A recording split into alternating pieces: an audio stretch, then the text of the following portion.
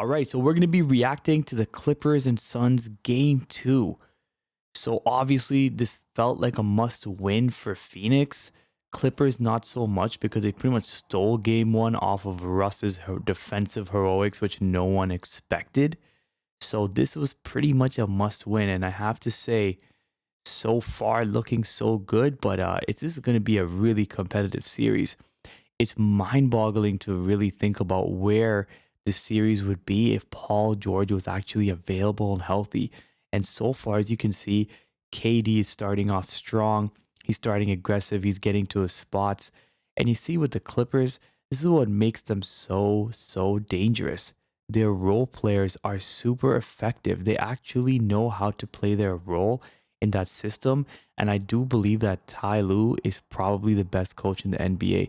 And here's a vintage Kawhi Leonard moment. I mean, these steals and the finish. This guy's a cyborg. He's been doing this pretty much his entire career. And the three ball as well. Kawhi Leonard, when healthy, I swear is a top 5 player. He just is. I think the fact that he just load manages and then some of his like playoff performances the last couple of years with the Clippers not really advancing as far as it should have, I think has really taken the shine off of him. But I think he's a top 5 player, especially when it comes to playoffs. Because what I do is I always wait for the playoffs to actually make an accurate judgment of the best players in the NBA because the playoffs and the regular season are like two different leagues almost, right? So you have to really take that into consideration. Norman Powell has been having such a great year. I actually remember when he was just from the Toronto Raptors and then he just elevated and now in the Clippers, he's just playing an amazing role, potentially the sixth man of the year. Aiton is the guy I feel like has to come up big because I know he had like, he was disgruntled with the Phoenix Suns, but at the end of the day, they paid him, they kept him, and he's an up and coming player. And there you go, Russell Westbrook with a three. I swear, when he was on the Lakers, he was not making a single shot. And all of a sudden, new environment, positive encouragement, positive motivation, and Russ is out here making shot. Another sleeper role player on the LA Clippers, Bones Highland. He was on Denver playing pretty good. I'm not really sure why they got rid of him, but yeah. And here, as you can see, Russ still has his vintage athleticism. Yeah, he's not jamming on guys, but he can still finish with the best of them, right? So Russ is a pretty valuable asset to the Clippers. I mean, if there's any team that he was going to deliver on, it was probably going to be the Clippers.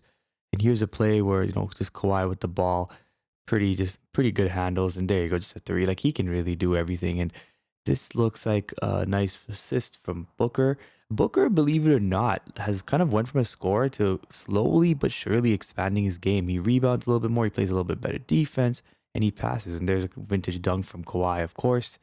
But yeah, I like the idea of Booker just kind of expanding his game because I feel like the more he expands his game, the higher chance, Phoenix going to win it all, really.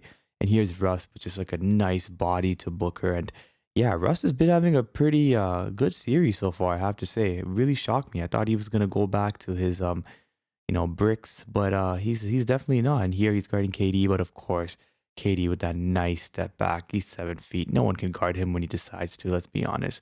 Kawhi with the typical mid-range. Kawhi is a very strong mid-range player. It's why people say Kawhi, Jordan Leonard, right? Because in the like playoffs, his mid-range is like money, right? Here's Booker. Let's see if he's going to get this three in just to end the half and perfect. He hits the three, so it gives them momentum. The crazy part is Phoenix is having a pretty good game, but Clippers are actually keeping it close. It's actually tied at this point, and we're in the third quarter already, which is like this crazy if you ask me. And here, Chris Paul with the vintage money.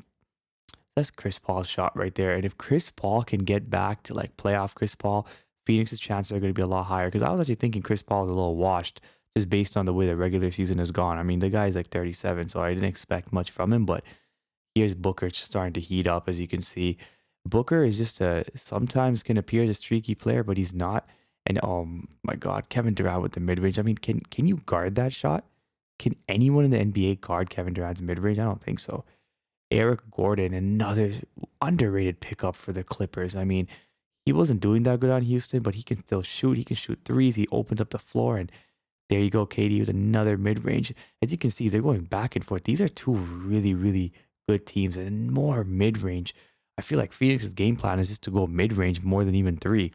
And Clippers, I feel like it's just more so three than it is mid range because it's just like jacking up threes, which is why I think the game is actually closer than it should be. Because Phoenix, if you actually like on an eye test, seems like they're way ahead. But I think because of their settling for mid range, which is working out for them, but the Clippers just shooting their threes is really benefiting them. There's Russ with this an easy dunk. Like I said on the Lakers, that's most likely a miss.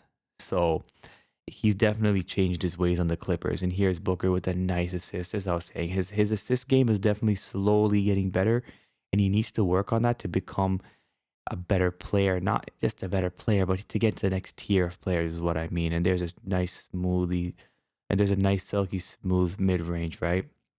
And Leonard here is just taking it by himself. I feel like Leonard is just his ISO game is really underrated. He's a really really really nice ISO player. He has a lot in his bag. Terrence Mann, another nice role player for the Clippers. And let's see, Booker just kind of in between the legs, a little bit Harden-esque. Oh, the assist too.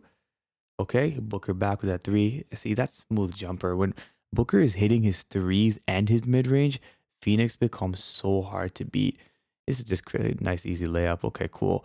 Fourth quarter, what we've all been waiting for. What's going to happen? So, okay, easy miss, rebound. All right, cool. Biyombo is having a pretty good year for considering how many years he's been in the league. He's been in the league quite a long time. He's not bad. Chris Paul. Now this is the LA Clippers. Not to be ironic, but this is the LA Clippers. Chris Paul, the Chris Paul that starts hitting mid ranges. This is the one that the Clippers were like he was literally the best player on the team. Unbelievable. He's just playing unbelievable. Very reminiscent of his Clippers days. And here's Leonard just sticking it out.